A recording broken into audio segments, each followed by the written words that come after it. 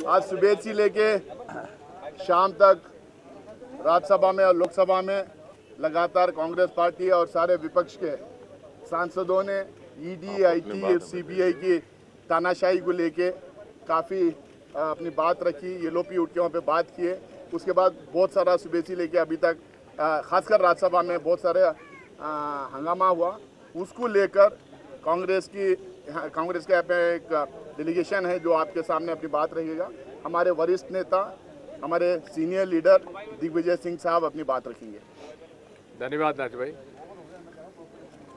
लोकतंत्र के इतिहास में ये कभी नहीं हुआ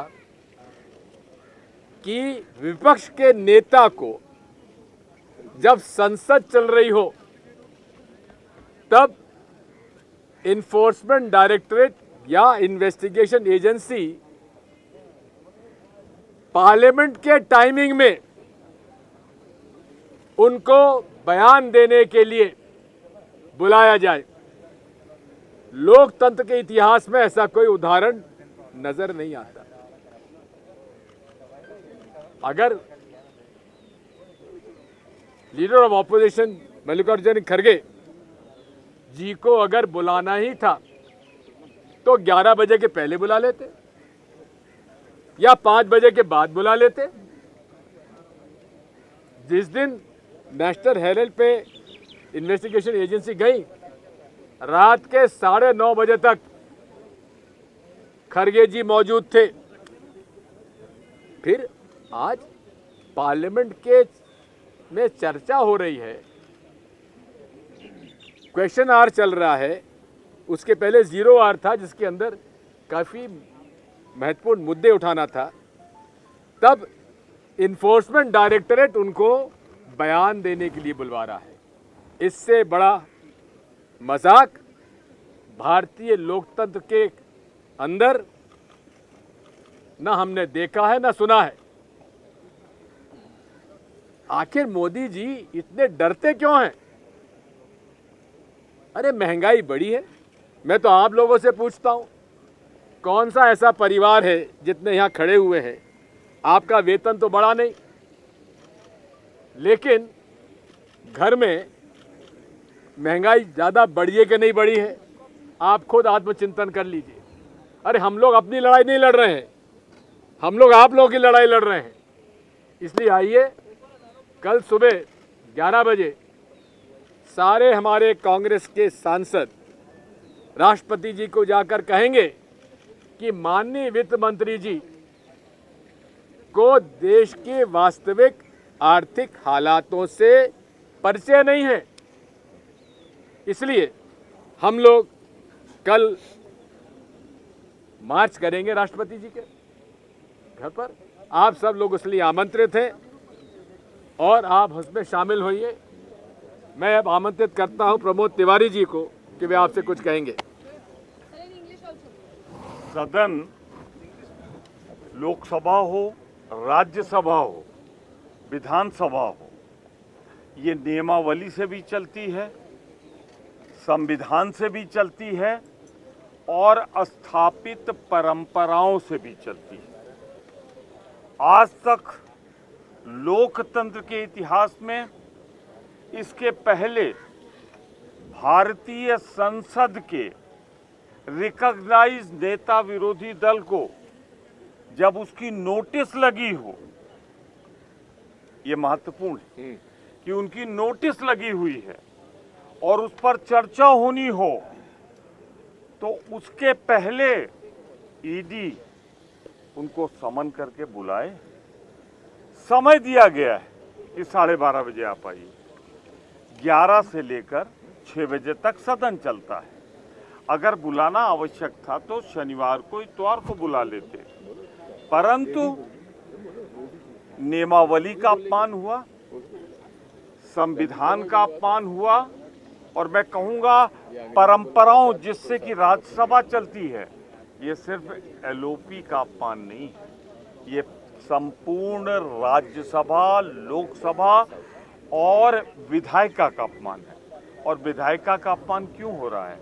पत्रकारिता की वजह से। एक नेशनल हेराल्ड अखबार जिसने देश की आजादी की लड़ाई लड़ी, उस समय ये महत्वपूर्ण था, इससे कोई इनकार नहीं कर सकता।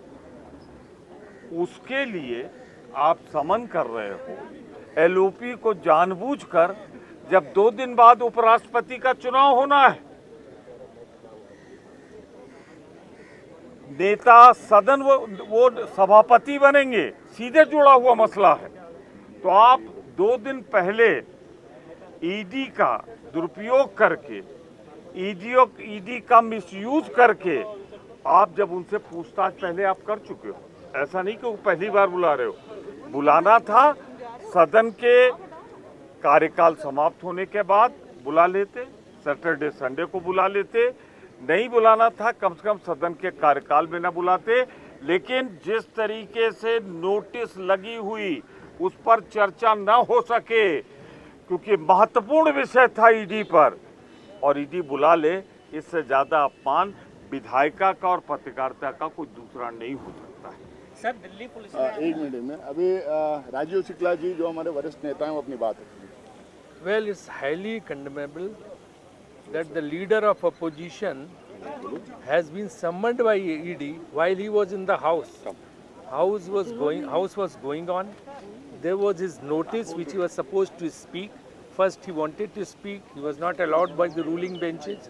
And then when he was about to speak again, he got the notice of the ED that you are supposed to appear. This is never done. It's uncalled for, undemocratic, and it has never happened that during the house you can't summon a member. You could have called him before 11 o'clock, could have called him after 5 o'clock. He was more than willing to go.